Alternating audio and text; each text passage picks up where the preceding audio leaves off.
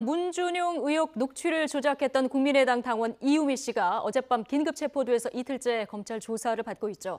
이런 가운데 이유미 씨가 억울함을 호소한 문자 메시지까지 공개가 됐는데요. 이제 관심은 국민의당 지도부는 과연 어디까지 알고 있었느냐 이 부분입니다.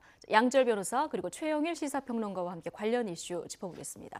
두 분 안녕하십니까? 네, 안녕하세요. 예, 어서 오세요. 결과적으로 국민의당 국민을 속이게 된 그런 셈이 됐는데 어제 고개를 숙였습니다만은 앞으로 뭐 파장이 만만치 않아 보입니다. 만만치 않습니다. 예. 지금 이것을 직접 알고 있었다. 결국 검찰에서도 진술을 하고 예. 당내에서도 어찌 보면 자백을 한 두 사람의 인물이 지금 지목돼 있죠. 예. 이유미 씨는 긴급 체포돼서 조사 중이고 예. 그 위에 이준서 최고위원이 있습니다. 그런데 문제는 이 두 사람 모두 대선 캠프에 처음 참여해보는 거예요. 물론 이제 지난 2012년에 그때도 이제 안철수 캠프가 있었고요. 예. 다만 경선에서 문재인 후보로 단일화가 이루어졌기 때문에 대선 본선을 치르지 못했었어요. 그때부터 인연이 계속된 거긴 하지만 이런 어찌 보면은 이 정치 초년생들이 저질렀다고 하기에는 그 파장이 너무나 큰 것이었고 어찌 보면 이걸 네거티브 우리가 가장 이 정말 조심조심하던 SNS 네. 시대이기 때문에 대선 직전에 악성 루머가 퍼져버리면 이게 허위라 하더라도 대선에 영향을 끼친 이후에는 수습이 어렵다. 이런 얘기를 우리가 대선 예. 기간에 굉장히 많이 지적했는데 그 일이 이제 뒤늦게 밝혀진 겁니다. 이게 엄청난 파장을 일으켰었고 사실상 물론 이게 대선에 이제 결과에 영향을 주지 못했다고 우리가 지금은 볼 수 있겠습니다만 예. 그럼에도 불구하고 2012년 대선으로 거슬러 올라가면 정권 차원에서 이 조작이 저질러졌던 것으로 드러난 국가기관 대선 개입 사건에 준하는 일이 단 2명의 정치 초년생에 의해서 벌어졌다. 이렇게 믿기에는 예. 어려움이 남는 게 사실입니다. 뭐 이 상황에서 국민의당 뭐 철저히 수사에 협조하거나 뭐 스스로 의혹을 좀 철저히 밝혀내는 것밖에는 방법이 없어 보입니다. 근데 사실 지금 와서 이 시점에서 검찰의 수사가 본격화되면서 드러냈다라는 부분 자체가 이미 국민의당의 의혹을 받는 겁니다. 그러니까 예. 지금 뭐 당사자로 지목된 이유미 씨 같은 경우가 강에서 나를 내보내고 나에게 모든 것을 덮어씌우려 한다는 식의 이미 카톡 문자 메시지부터 보낸 게 공개가 됐지 않습니까? 예. 그럼 이미 국민의당 내부에서는 이 사정을 어디까지 범위가 확장될지 모르겠지만 알고 있었다라는 거 아니겠습니까? 네. 알고 있다가 검찰이 본격적으로 수사목을 접해오니까 부랴부랴 갑작스러운 사과로 이것을 무마하려는 듯한 그런 인상을 국민들에게 이미 심어준 상태란 말이에요. 네. 그러면 지금 당장 누가 봐도 두 사람에서 끝날 것 같지는 않은데 알고 있으면서도 어떻게든 넘어가려고 했었다라는 게 더 큰 의혹으로 번질 가능성이 있어서 이게 검찰의 수사로 끝날 일이냐, 검찰은 어디까지 수사를 할 것이냐 이런 부분들에 국민들의 관심이 아주 집중이 되겠죠. 예. 자, 지금부터 관련 이야기 하나씩 풀어보겠습니다. 자, 일단 이 조작된 녹취록은 지난 5월 5일 대선을 불과 나흘 앞둔 시점에 나온 겁니다. 당시 상황 먼저 보고 이야기 더 이어가겠습니다. 뭐 아빠가 얘기를 해서 어디에 이력서만 내면 된다고 얘기를 했던 것 같은데 걔가 뭘 알겠어요. 뭐 아빠가 하라는 대로 해서 했었던 걸로 나는 그렇게 알고 있었어. 문 씨 스스로가 주변에 특혜 취업에 대해 자인했기 때문에 문준용 씨의 특혜 취업은 더 이상 허위 사실이 아닌 진실임이 백일하에 드러났습니다. 김인원 공명선거 추진단 부단장은 오늘 익명 뒤에 숨은 관계자를 동원해서 허무맹랑한 허위 사실을 쏟아냈습니다.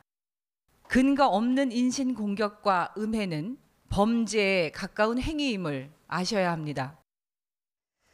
자, 일단 시점으로 보면은 대선 나흘 전 아니겠습니까? 맞습니다. 근데 상대 후보가 어떻게 보면 의혹에 대해서 해명을 하기도 좀 정말 짧은 그런 정말 짧죠. 기간입니다. 예. 그러니까 사실은 이게 국민들에게 확산돼서 이거 문제가 있었구나라고 인식해서 만약에 투표 행위에 영향을 주게 되면 예. 사후에 이것이 조작으로 밝혀졌다 한들 그럼 또 이 부정선거가 되는 거예요. 사실은 이게 야당 간의 부정선거 아주 예. 이상한 일이 벌어질 뻔했고 사실은 또 일부 벌어졌는데 이때 이제 문재인 후보 캠프에서는 어떻게 대응을 했냐면 문준용 씨의 실제 파슨스에서의 절친 정말 가까운 친구가 실명으로 등장을 해서 이 사람이 누구냐 실명 공개를 하자 나도 실명 공개하고 이런 일은 벌어지기가 어렵다. 왜냐하면 당시에 이제 파슨스에 다니는 동기생이 예. 극소수였고요. 이들끼리 서로 다 알고 지내는데 지금 미국에 누가 있고 한국에 누가 들어와 있고 그럼 대상자가 뻔한데 그중에 도대체 누구냐 이 목소리의 실명을 밝히고 예. 등장해서 한번 직접 토론을 해봅시다. 이런 제안까지 하거든요. 그럼에도 불구하고 국민의당에서는 두 번째 얘기를 또 해요. 언제 동기라고 했느냐. 파슨스의 이제 같이 동문이라고 이제 했지. 예. 그럼 기수가 위일 수도 있고 아래일 수도 있고 그러면서 모호하게 실체를 밝히질 않습니다. 제보자는 그러면서 없고 안 나오고. 그러면서 예. 제보자는 사실이라고 주장을 합니다. 이렇게 선거 끝까지 간 거예요. 그러면은 이것이 거짓이었던 제가 보기에는 이게 2명이 알고 있을 가능성이 매우 희박한 것이 그때 이게 정말 사실이야? 확실한 사실이야라고 당 내부에서 여러 차례 크로스 체크를 했을 수밖에 없는 상황이 나흘간 네. 벌어졌던 거예요. 그래서 지금 이 파장은 이유미 씨와 이준석 최고위원 선에서 해결되기에는 제가 아까 처음 말씀드린 대로 네. 쉽지 않아 보인다. 이런 말씀을 드리게 되는 겁니다. 예, 일단 내용으로 돌아가면 아빠가 얘기해서 어디 이력서만 내면 된다고 얘기를 했던 것 같은데 네. 자, 이런 변조된 그 음성의 녹취 이게 이제 조작이 됐다는 거 아니겠습니까? 그렇죠. 이제 그 이유미 씨가 본인의 예. 뭐 친인척 내지 동생으로 알려진 인물하고 통화를 했고 그거를 녹음을 한 거라는 거죠. 예. 카카오톡 그러니까 메시지가 동생을 시켜서 마치 예. 뭐 아는 그 문준용 씨의 동문인 것처럼 가장을 해서 근데 이 부분이 그 검증 과정 자체가 조금 뭐 미심쩍은 게요. 네. 이 과연 이런 톤으로 얘기를 하는 걸까? 그러니까 우리는 이제 변조된 목소리를 듣고 있지만 원래 국민의당 내부에서 제대로 검증을 했다라면 이게 정말로 동문이 맞을까라는 생각을 할 수밖에 없는 정도의 내용도 나옵니다. 아빠가 시키는 대로 했다라고 하는데 이게 나이대가 이게 아빠라는 표현을 남성들끼리 쓰기에도 조금 뭐 흔한 경우는 아닌 예, 것이고 되고요. 그다음에 문준용 씨가 만약 정말로 그런 특혜를 받았다라고 한다라면 실제로 본인도 그게 문제가 될 것을 뻔히 알고 있으면서 얼마나 가까운 사이에게 이런 얘기를 했었을까? 예. 그러니까 우리가 얘기를 하게 되면요, 당장 제일 처음 물어보는 게 그거지 않습니까? 누가 이런 얘기했어? 누가 이런 얘기했어? 얼마나 가까운 사람이야? 이런 얘기에 대한 검증 과정이 전혀 없었을까? 예. 그러니까 국민의당에서 만약에 이거를 검증을 정말 누군가 조금이라도 했다라면 거의 눈 감고 그냥 일부러라도 넘어갔다라고밖에 볼 수 없는 정도의 검증이었던 거죠. 사실 결과론적으로 이제 와서 보면. 철저히는 아니더라도 상식적인 선에서 검증만 했더라도 이거는 걸러질 수 있었던 것이다. 그렇죠. 예. 예. 누가 말씀드려 제가 그런 우리가 얘기 들었어도 야 그거 누구 얘기야? 우리 뭐 수사든 재판이든 할 때도 네. 가장 먼저 물어보는 게 지금 이 얘기 하는 사람은 누구세요라고 물어보는 게 가장 기초 아닙니까? 적어도 이걸 확인한 사람은 그 제보자를 만나봤어야 뭐 하고. 얼마만큼이나 가까운 예. 사람에게 이런 얘기가 나올 수 있어. 이런 걸 얘기를 했었어야 되는데 그런 것들을 다 안 했고 잠깐 얘기 나온 것처럼 오히려 100% 확실히 사실이다. 철저하게 검증을 했다라고만 국민의당에서 발표를 했거든요. 당시에. 예. 자, 국민의당도 이 심각성을 지금 뒤늦게 인식을 네. 하고 있는 것 같습니다. 어제 오후 이유미 당원이 검찰 조사를 받으러 간 직후에 자, 예정에 없었던 기자회견을 열고 대국민 사과를 했습니다. 조작을 인정했고요. 진상 조사를 하겠다 얘기했는데요. 들어보시겠습니다. 당시 국민의당에 제보된 카톡 캡처 화면 및 녹음 파일이 조작된 것으로 밝혀졌습니다. 공당으로서 막중한 책임감을 느끼고 정말 송구스럽게 생각을 하고 있습니다. 정말로 죄송합니다. 신속한 결정을 내리게 된 가장 큰 이유는 어떤 것 있습니까? 저희 당 입장에서는 이 사실을 확인 보고를 받고 너무 엄청난 사실이라고 생각을 해서 하루속히 국민 여러분께 사과를 하는 것이 마땅하다고 생각이 됐습니다. 이유미 씨가 직접 찾아와서 해당 자료를 본인이 직접 조작해서 제출한 거라고 말을 하였습니다. 사과마로는 검찰에서 좀 더 자세히 나오겠지만은 친척 관계에 있는 것으로 알고 있습니다. 두 분이 연기를 하신 거예요, 그러면? 정확히 보면 그렇다고 볼 수 있습니다.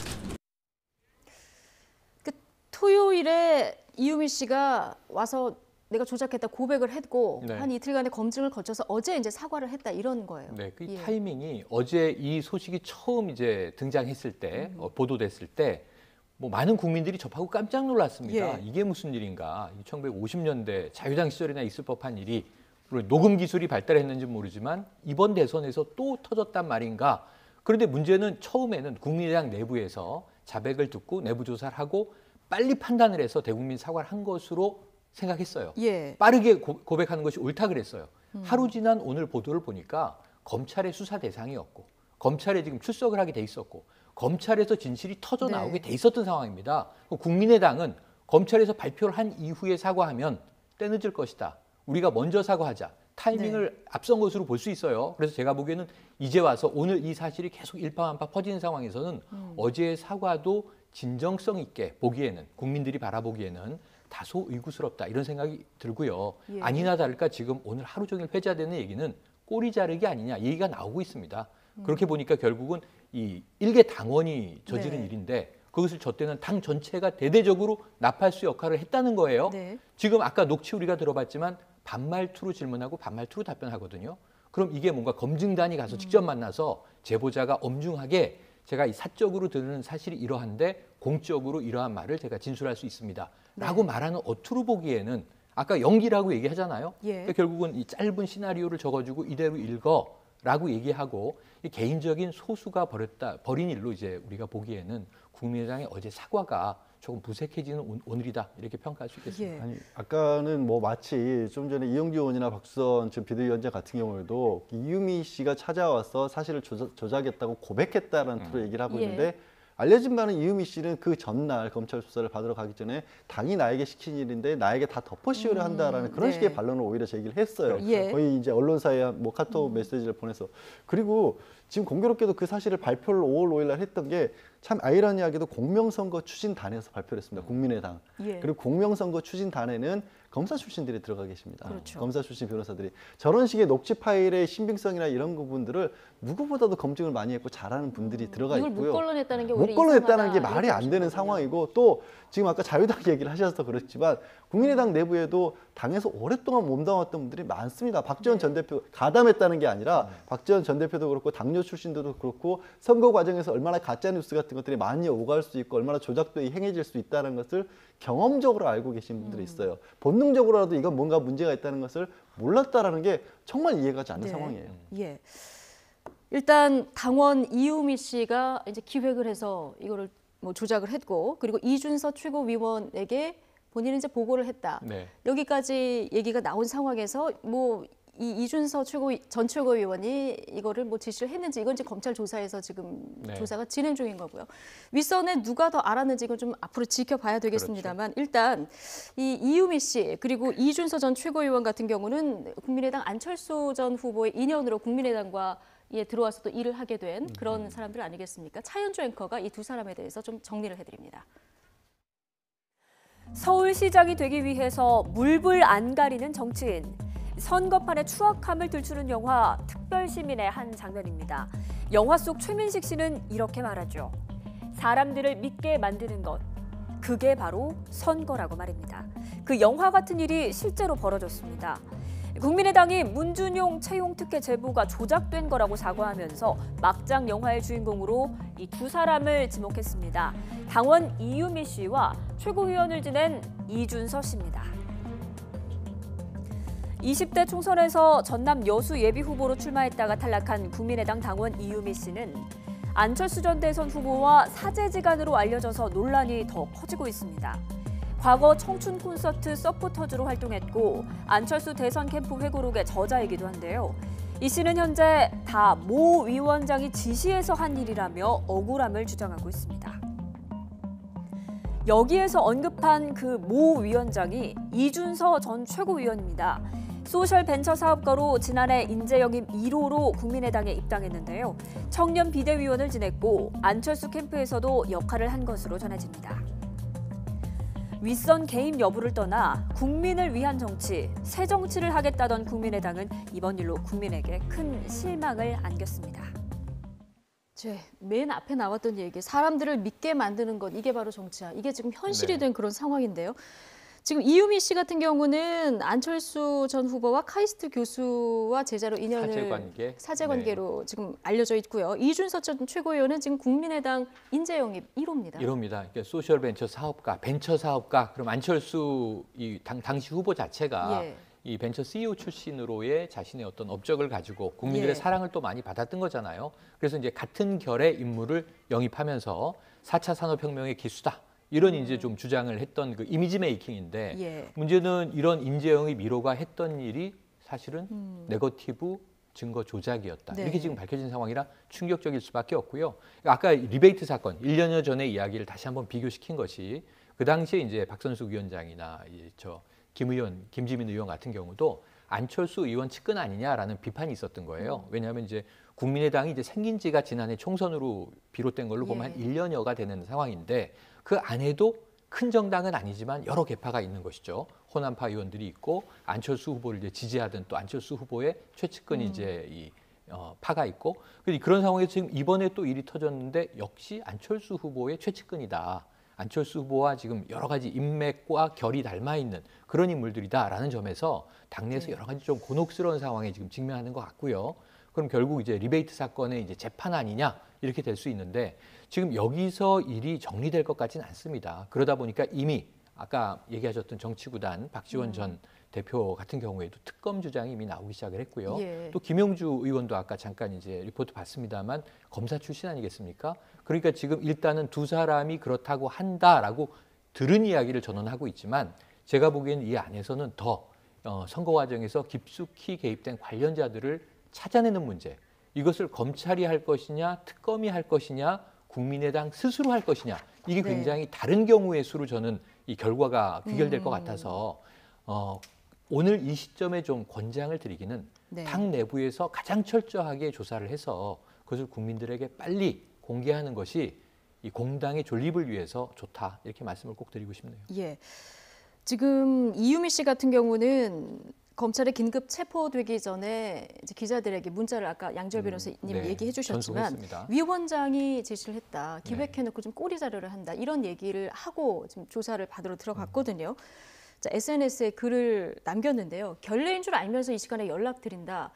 내일 어이없는 소식을 듣게 될 거다. 국민의당에서 문 대통령의 아들 파슨스 관련해서 부친백으로 갔다는 이슈 다 거짓인 걸 사과할 거다.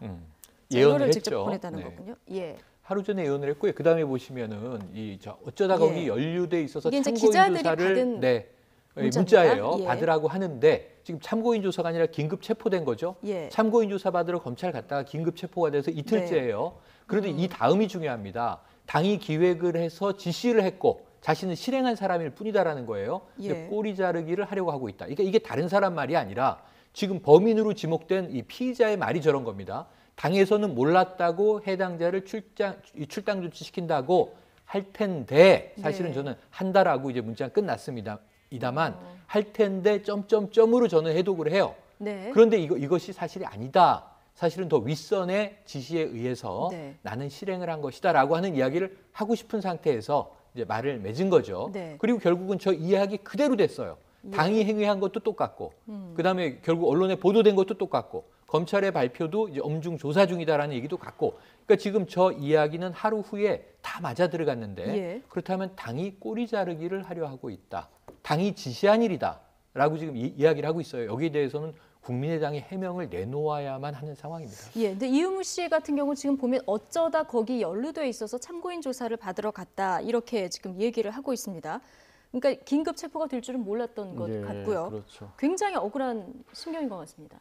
그 긴급 체포 당시에 언론에 잠깐 비춰진 모습을 봐도 굉장히 당황하고 있고 억울한 표정이 역력해요. 그리고 어쩌다 연루돼 있다는 표현은 자기가 주도하지 않았다라는 예. 거거든요. 그런데 그러니까 정말 의도치 않게 여기에 연루됐다는 건데 제가 보면 결과론적으로 봤었을 때 또 하필이면 또 이유미 씨하고 이준수 최고위원이라는 분이 두 사람이 예. 연결이 돼 있는 게 이 사람이 물론 안철수 전 대표와 연관도 있고 뭐 사제지간이었고 영입 이러한 인연이 있긴 하지만 예. 생각해 보시면요.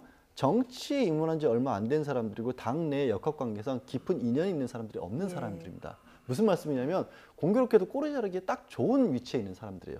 누군가 만약에 이게 기획을 했다라면 일을 시키기에는 정확하게 이런 쪽이 정확하게 맞아떨어집니다. 뭔가 누군가 당내 복잡한 계파 안에서 연결돼 있는 사람이라면 줄줄이 이어질 수가 있는데 이 사람들 같은 경우는 그런 연결고리가 안철수 후보 말고는 없어요, 거의. 네. 그러다 보니까 오히려 꼬리 자르기란 말이 딱 맞아떨어지는 게 처음부터 이게 드러날 경우에 대비해서 이런 정도의 사람들을 오히려 대상으로 삼은 게 아니냐는 예. 생각까지 드는 정도입니다, 사실은. 네.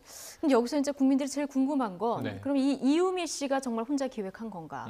아니면 이준서 전 최고위원까지는 알았을까? 네. 그 위로 올라가서 누군가 더 알았을까? 그럼 네. 안철수 후보는 정말 몰랐을까? 이 그렇죠. 부분에 문제가 맞습니다. 납니다. 맞습니다. 어디까지 당이 개입했을 거라고 저는 보십니까? 아까 말씀드린 대로 조금 의구심이 남는다라고 말씀드린 예. 게 자, 아이디어를 누가 냈느냐는 중요하지 않아요. 이유미 씨가 이런 증거가 나온다면 지금 이제 문재인 후보가 좀 위기에 직면하지 않을까요? 우리에게 유리해지지 않을까요? 예. 아이디어 발휘자가 여럿이 있을 수 있어요.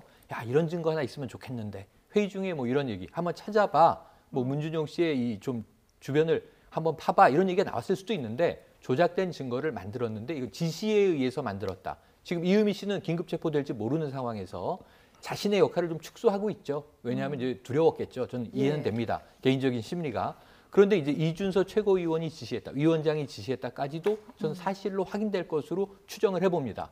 문제는 이것을 아까 얘기한 공정선거 추진단에서 발표를 하고 100% 확신한다고 이야기를 하고 저 당시에 국민의당 모든 사람들이 이 증거를 가지고 거의 나흘 동안 집중 포화를 퍼붓는데 이것을 검증해야 될 책임이 있는 조직이 당시 선거 캠프 안에 여럿이 있는 거예요.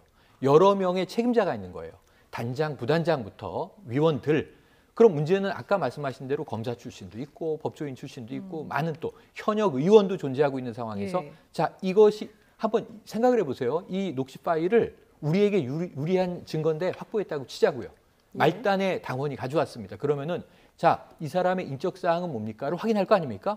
이름, 나이, 주소가 있어야 되잖아요. 실제로 파슨스 그럼 언제 입학해서 언제 졸업했죠? 문준용 씨와는 언제 학교를 같이 다녔죠? 아무 실체가 없잖아요, 지금. 목소리는 남의 목소리고. 시나리오 몇 줄만 지금 대신 대독했다는 거 아닙니까? 그럼 인적 프로필을 확인하지 않고 이것을 공개할 수 있었다? 이거는 당의 조직이 붕괴됐다는 걸 의미하는 거예요. 저는 상상할 수가 없어요. 이 사람이 누군지 면담한 사람은 극소수라 하더라도 저희가 다 검증했습니다. 그럼 연락처 가져와봐. 전화 한번 해보게. 실체가 없는 인물의 목소리를 당이 공개했다는 것은 조직의 상부 지도부가 모르고 공개할 수 없는 거예요. 이것은. 이런 것은 당에 수백 개가 몰려올 수 있어요. 거짓 제보들이. 근데 거짓 제보를 터트리기 위한 검증 절차를 누가 했는지를 따지기 시작해야 되는데 검찰 수사가 지금 시작됐으니까 저는 적지 않은 수의 사람들이 연루될 것으로 추정을 해봅니다. 감히. 근데 왜냐하면 이것은 일이 돌아가는 일반적인 절차에서도 납득할 수 없는 대목이 두 사람에서 뚝 끊으면 이준서 최고위원이 자, 이 캠프에 그러면은 이 수장에게 이런 녹취 증거가 나왔습니다. 그럼 갖다 틀어. 이렇게 될 것 같습니까? 절대 그렇게 되지 않습니다. 나중에 이런 일에 직면할 것을 알았던 사람들, 존재하는 윗선의 사람들은 더 있다. 저는 이렇게 단언할 수 있습니다. 존재하는 윗선의 사람이 더 있을 거다. 자, 그런데 지금 앞서 계속 두 분이 얘기해 주셨지만 국민의당에 대해서 지금 꼬리 자르기식 사과를 하고 있다. 이런 비난 여론이 조금씩 나오고 있는데요. 그러니까 과연 이번 사건이 한두 사람 손에서 조작된 일인가? 그렇다고 해도 이 두 사람이 책임지면 끝날 문제인가? 이 문제가 남아 있습니다. 당 지도부는 일단 선을 긋는 듯한 모습인데요. 들어보시겠습니다. 젊은 사회 초년생들이 다른 것도 아닌 대통령 선거에서 증거를 조작해 무언가를 얻어보겠다는 어떻게 이런 끔찍한 발상을 할 수 있었는지 경악스럽고 기가 막힙니다. 검찰, 더 나아가 특검은 이번 사건을 한 점 의혹 없이 철저히 수사해서 국기문란 사범으로서 법정 최고형으로 다스려 주시기 바랍니다. 그 조작했다는 분은 본인이 자의적으로 했다고 얘기하나요? 그렇습니다. 누가 시켜서 본인이 했다고 하고 있습니다. 안철수 대표는 아시는가요? 그건 모르겠습니다. 보고가 안 됐나요? 그건 모르겠습니다. 지금 맨 처음에 들었던 김동철 원내대표 얘기, 사회 초년생이 그리고 마지막에 국기 문란 사범으로 다스려달라 이 얘기를 했습니다. 굉장히 센 얘기인 것 같지만 결과적으로는 굉장히 뭐랄까요, 지도부 책임을 회피하려는 듯한 이런 발언으로 들릴 수도 있는 부분입니다. 저는 저거 더불어민주당 원내대표 발언인 줄 알았어요, 처음에. 예. 아니, 저거 얘기는 우리도 몰랐다. 우리도 공동 피해자라는 얘기처럼 들리지 않습니까? 사회 초년생이 한 일이고 국민의당 내부에서는 전혀 몰랐던 일이고 정말 경악스러워. 저 얘기를 말씀하고 있는 게 분명히 국민의당 원내대표신데 왜 저런 식으로 말씀을 하시지? 지적하신 것처럼 정말 선을 긋는 어떤 모습으로 비춰질 수밖에 없고요. 당장 저게 통하지가 않는 게 아까 최영일 평론가도 지적을 하셨지만 대선 과정에 많은 일들이 벌어지는데 그거를 요구하지 않고 그냥 발표를 했다는 건요. 이미 법률적으로 따져봤을 때 사후 방조범이라는 표현을 쓸 수가 있습니다. 그러니까 이게 뭔가 잘못된다는 것을 최소한 어느 정도는 알고 있어야 명확하지 않더라도 제대로 검증하지 않고 틀려도 그만이야라고 하고 그걸 적극적으로 이용했다는 책임은 법률적으로도 저도 져야 된다는 상황으로 보이고요.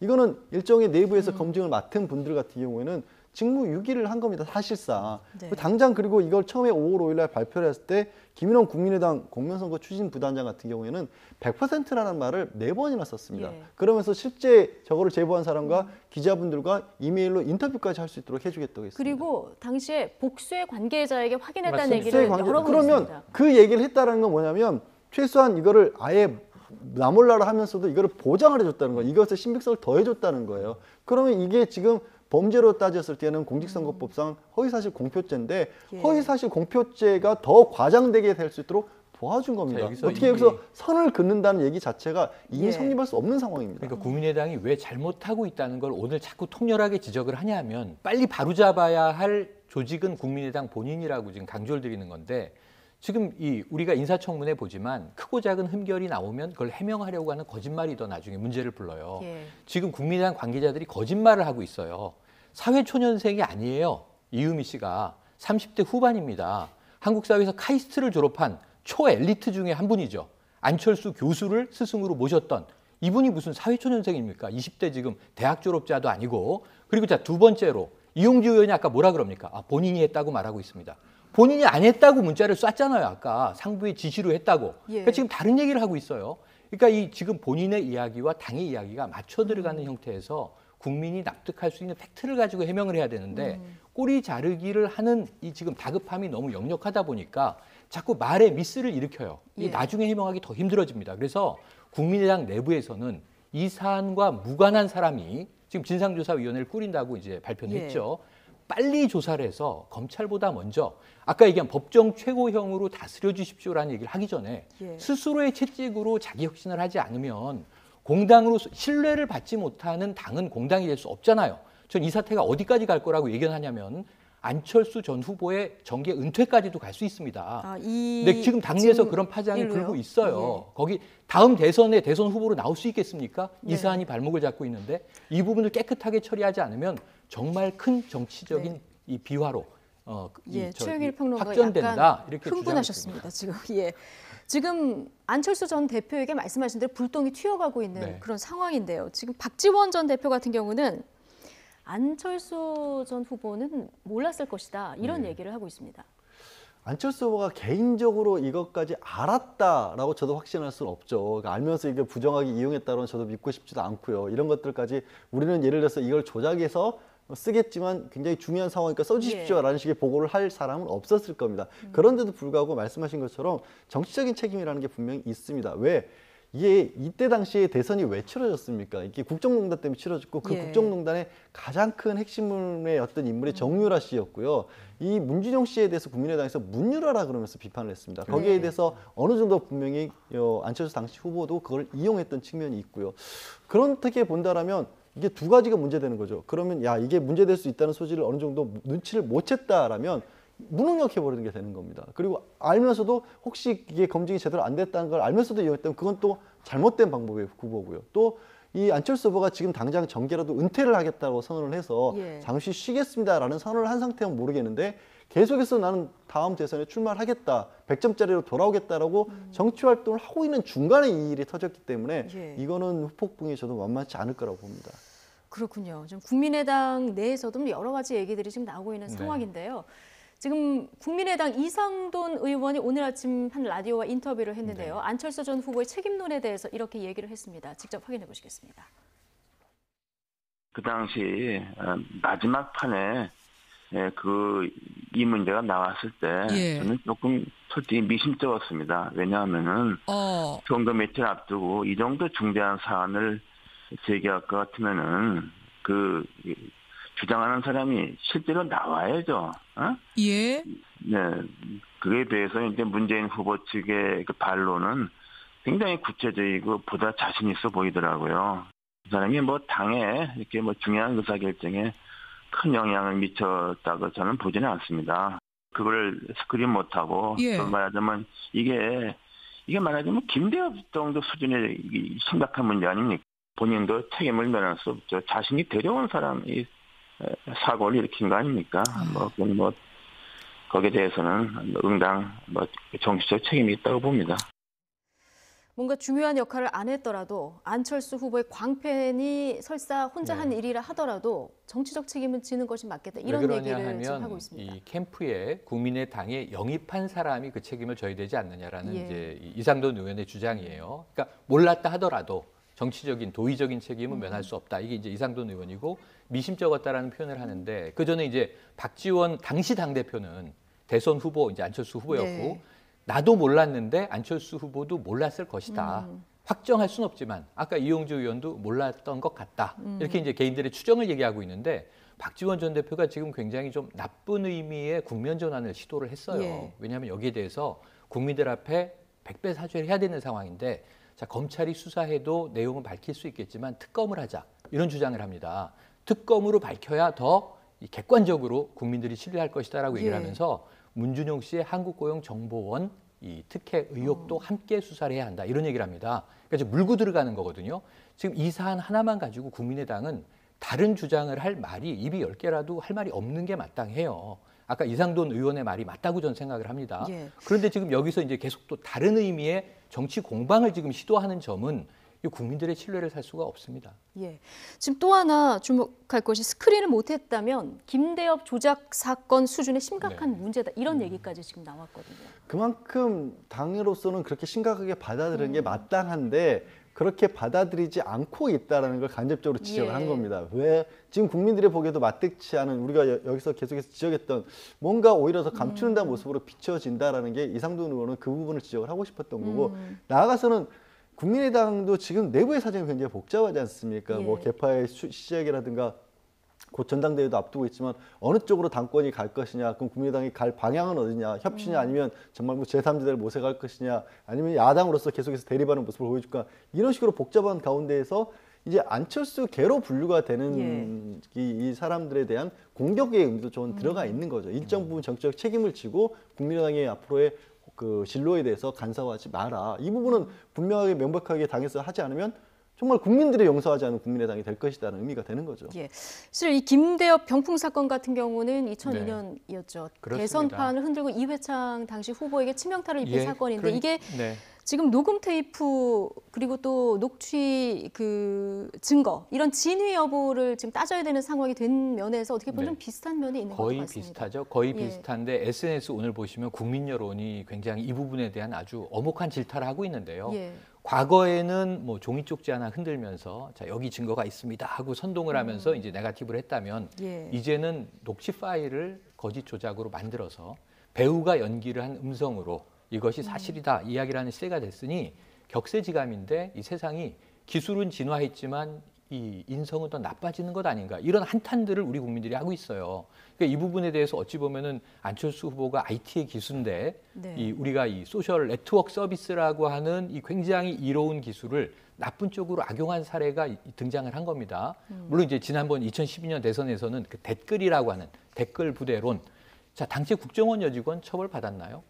당시에 이제 원세훈 국정원장만 지금 이제 파기환송심으로 다시 또 재판이 이루어지고 있는 상황인데 그러니까 이런 걸 보면 지금 4년이나 흘러가는 사건이에요. 이 조사를 가지고. 물론 이제 지금 집권 여당이 아니라 신생 야당이 호기롭게 이게 누구의 비교를 했었죠? 안철수 후보가 마크롱이 될 것이다. 한국의 마크롱이 될 것이다. 그러면 국민의당은 앙마르슈가 돼야 되는 거잖아요. 지금 프랑스에서는 의석 하나도 없던 정당이 총선에서 350석을 휘몰아서 집권 여당이 과반을 넘기고 있는데 자, 우리나라에서는 아까 이제 자유당 말씀을 드린 게 정말 구태 정치의 표상이라고 할 수 있는 증거 조작 사건을 대선에서 던졌다. 여기에 대해서 단 2명의 사회 초년생은 아니지만 이제 정치 초년생이라고 치고 이 사람들에게 책임을 다 덮어씌워서 법정 최고형을 선고해달라 이렇게 얘기할 때가 아니고 정당 자체가 지금 삼보일배를 해도 이 여름에 국민들이 용서해 줄까 말까 한 사건이 벌어진 거라는 것을 좀 인식해야 되는 것이 일개 당원에게만 책임을 물을 것으로 끝날 일이 아니다. 수습의 시발점이 될 것 같습니다.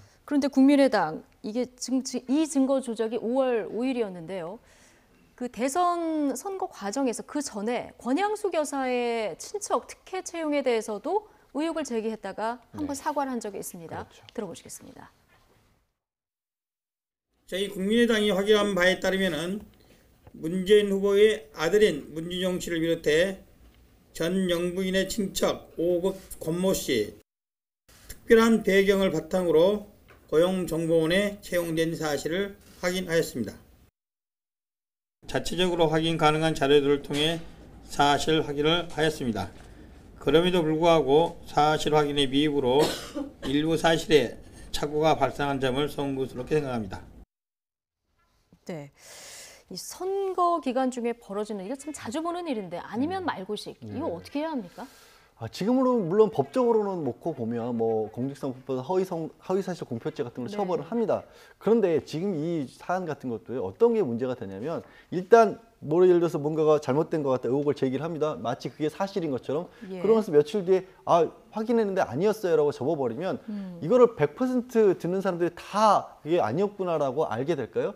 이 사람은 선거 기간에 가지게 되는 어떤 부정적인 인식, 감성적인 인식 같은 것들은 예. 저것이 아니었다고 확인된다고 해서 쉽게 없어지지 않습니다. 그러니까 이런 것들을 노려서 의도적으로 가짜뉴스 같은 것을 그냥 걸려도 상관없다는 식으로 뿌리는 경우들도 많이 보고 있거든요. 예. 이런 부분에 있어서는 제도적으로 좀 어떻게 보면 보완을 해서 더 강력하게 막아야 될 필요도 있고 또 이번에도 카카오톡 메시지라든가 녹음 파일 같은 거 녹취가 씌웠던 부분이 우리 이제 다 정말 첨단 장비를 개인들이 가지고 있거든요. 예. 앞으로 어떤 식의 증거 조작이 나올지 모르는 거예요. 사실 최근에 뭐 인터넷 같은 데 보면은 이 영상 같은 경우도 조금 기술 있는 친구들이 재미삼아 올린 거 보면 사람 모습 합성해내는 건 유도 아니거든요. 예. 그러니까 뭐 더 이상 어떤 것이 나올지 모르는 상황입니다. 그것들을 막기 위해서라도 이 가짜 뉴스를 만들어내는 것은 엄정하게 단속을 하고 엄정하게 막아야 될 필요가 있습니다. 지금 국민의당 수사는 어디까지 확대가 될까요? 제가 볼 때는 이 그 최소한 오늘 이 자리에서 의혹이 제기된 인물들에 관한 수사 같은 경우 예를 들어서 그때 당시에 명확하게 100%라고 발표하고 했던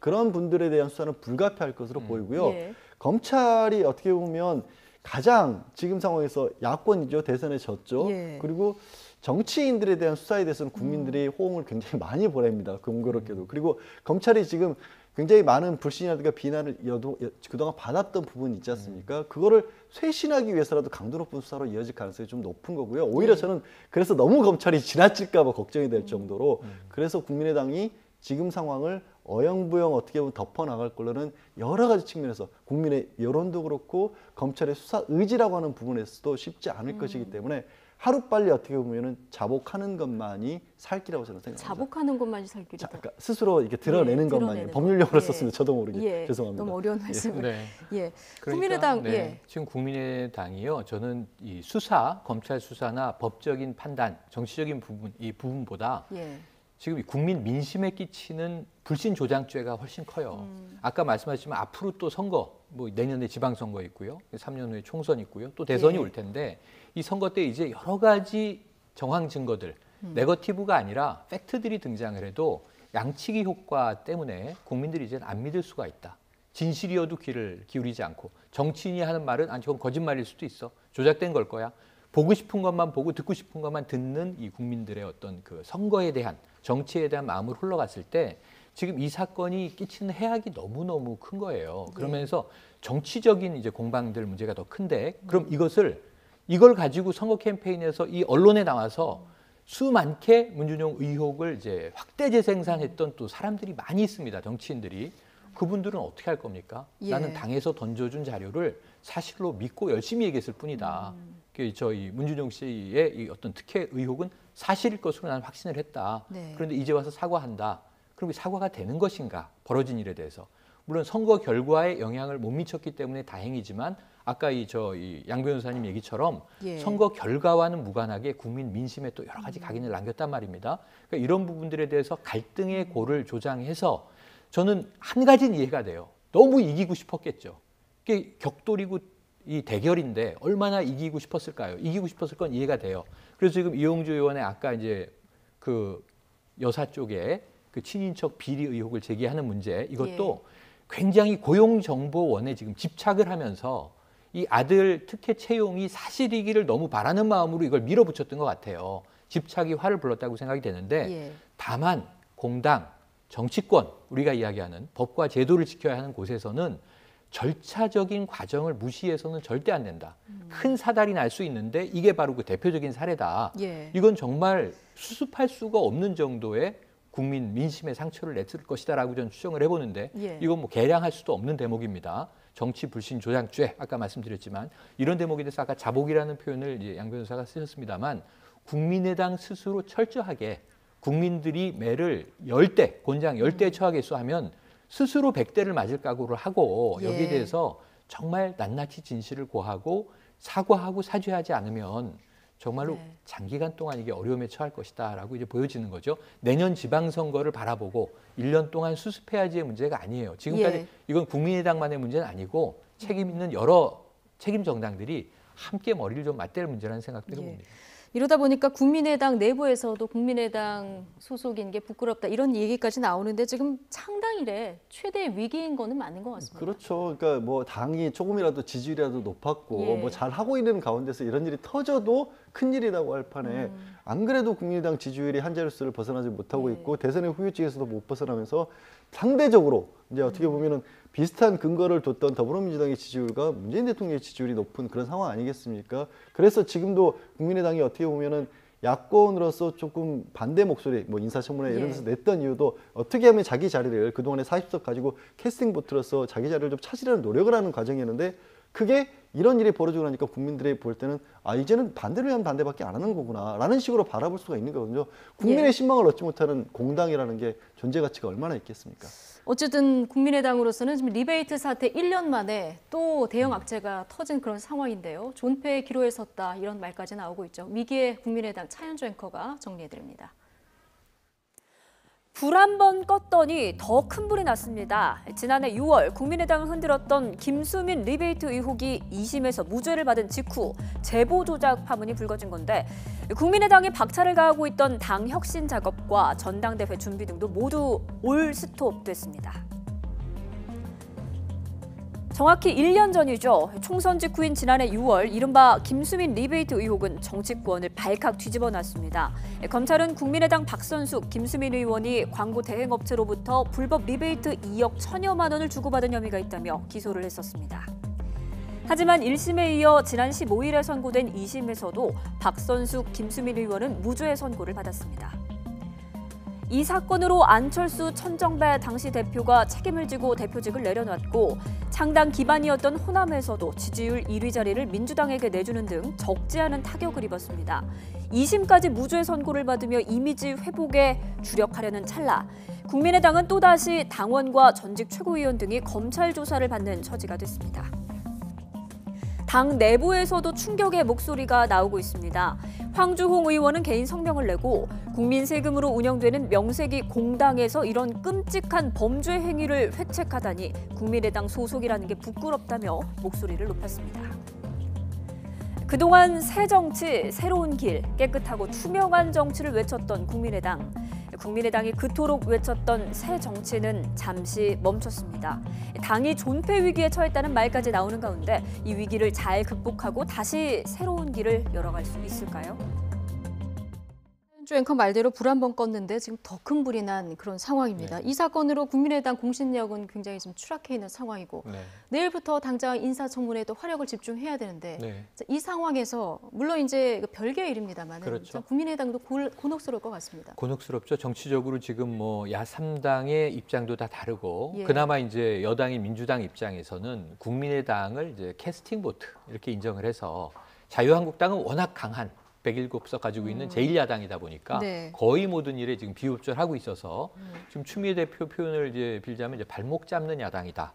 이렇게 서로 이제 격돌하는 프레임으로 가고 있는 상황인데 국민의당과 바른정당은 그래도 해볼 만한. 근데 어제 바른정당은 이해운 대표를 선출하면서 협조할 것은 아주 확실하게 협조하겠다. 다만 이제 또 이 범보수에서 개혁보수로서 정말 그 메머드급 인재들을 정치권에 끌어들이는 파이프라인의 역할을 하겠다 이런 강조를 했거든요. 바른정당은 또 바른정당이 지금 캐스팅 보트를 꿰찰 상황으로 보여져요.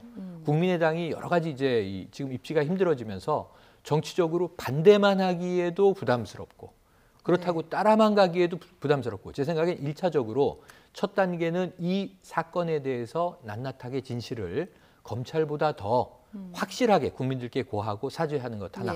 두 번째는 뭐냐면 저는 내부 갈등이 이제 터져나올 것 같습니다. 그동안 캐스팅 보트 역할을 하면서 40석이지만 우리가 존재 가치가 있다라고 주장하던 것에서 아까 입이 만 개라도 할 말이 없다. 뭐 이제 황주홍 의원은 이런 얘기를 하지 않았습니까? 이런 이제 의원들의 자기 고백들이 터져나올 것 같아요. 그러면서 이제 아까 이 양 변호사님이 예측처럼 안철수 전 후보를 중심으로 한 개파와 또 호남 개파, 예. 그 외에 또 어찌 보면 좀 독립적인 중간지대, 제3지대를 주장하지 않았었습니까? 이런 여러 가지 입장들이 갈리면서 정계 개편 이전에 당내에서 한번 뒤집어질 가능성이 있다. 여기서 또다시 일어나는 게 뭐냐면 리더십 논쟁이 되겠죠. 네. 누가 리더가 돼야 당을 통합하면서 우리 국민의당의 존재 가치를 또 국민들에게 신뢰를 회복할 수 있겠는가.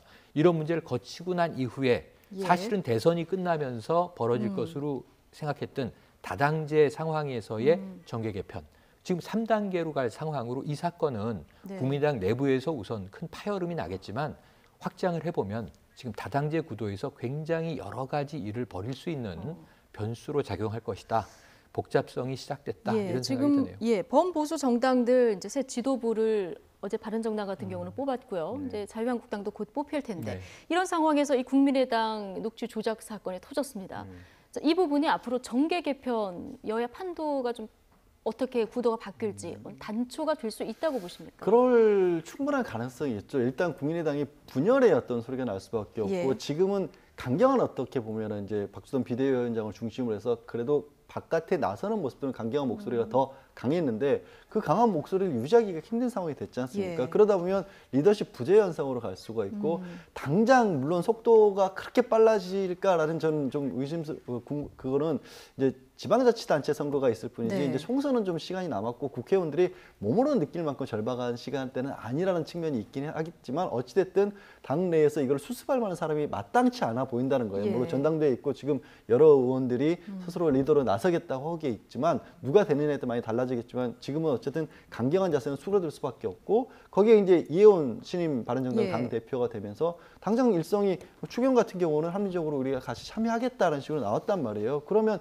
지금까지 보여줬던 어떻게 보면 반대하는 데 일사불란한 모습을 보여줬던 야당의 대우는 당연히 이미 해체가 시작됐다고 봐야겠죠. 예. 조금 새로운 모습이 보여지긴 할 겁니다. 네.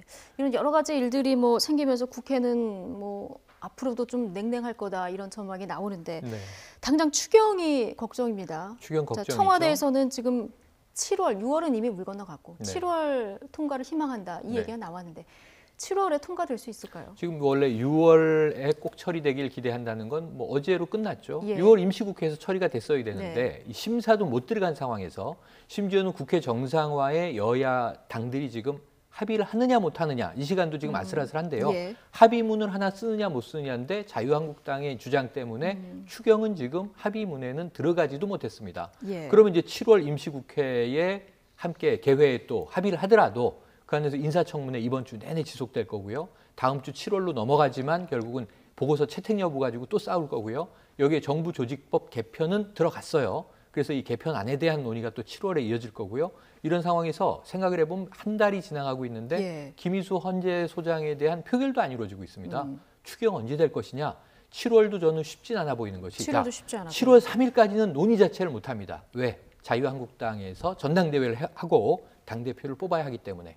그럼 이제 당대표가 누가 되든 지금 이제 세 분 중에 한 명인데 세 후보 중에 한 명이 당대표가 되면 7월 3일 지나서부터 그러면 이제 이 자유한국당이 전략을 정할 거 아니겠습니까? 네. 지금처럼 모두 보이콧하는 전략으로 갈 건지 그러면 뭔가 주고받을 건지 네. 여기에 따라서 7월에 국회 정상화에 대한 협의가 이루어진 후에 추경이 진행되게 된다면 7월 중반부터 심사에 들어가서 예. 여기서 또 크고 작은 변수 한두 개가 터지면요. 인사청문회에서 예. 후보 하나를 놓고 임명 강행하네 못하네 이 싸움이 벌어지면 정말 제가 보기에는 역대 정부 중에 조기 대선, 조기라는 게 뭡니까? 비상시국이기 때문에 대선까지 헌정사상 초유로 조기에 치러지고 인수위가 없는 정부인데 어찌 보면 정부의 출범도 가장 늦어지고요.